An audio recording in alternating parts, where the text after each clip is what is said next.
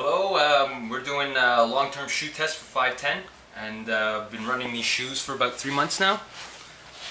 They're the Prisims from fiveten. So I got them. They're about a half size too big for me, but I didn't want to bother fiveten for another pair, so I kind of ran with them. They're very comfortable shoes, because they're for roots. They're more designed for roots than anything else. Although I've been climbing with these exclusively.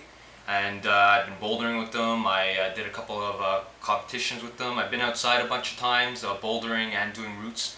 And they're a fairly good shoe. Although they are designed for more vertical climbing on little tiny footholds, little crimpy footholds. And when you're on the steep stuff, they don't perform as well as, say, a shoe that's specifically designed for that, like the Projects. So the problem that I have with fiveten is that I get a gap in my heel, and there's a lot of people who actually get that from the fiveten shoe, but there are other people who don't have that complaint. So I think for fiveten you really need to have like a specific foot to really have the shoe fit properly. But performance-wise, I've always liked fiveten. I have used other companies in the past, but I always tend to go back to fiveten.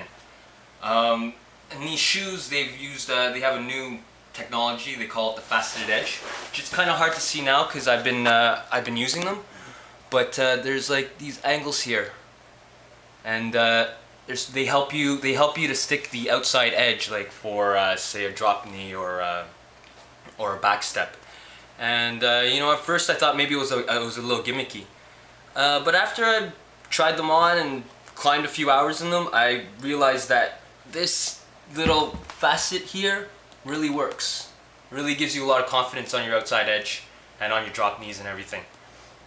So all in all, these are very, very good shoes for what they're designed for. Usually I try to go for something that I can use for all kinds of climbing. It just makes it easier, than that way I don't have to run 2 pairs of shoes. But if you're mostly a route climber, these shoes are ones to go by. Another thing is, as you can see, I've washed them a few times. Color's been bleeding, and because they're synthetic fiber. And I had another pair of shoes by fiveten, the Gambits, and they had the exact same material, this synthetic material with the little holes in it. And I find they start to stink really fast.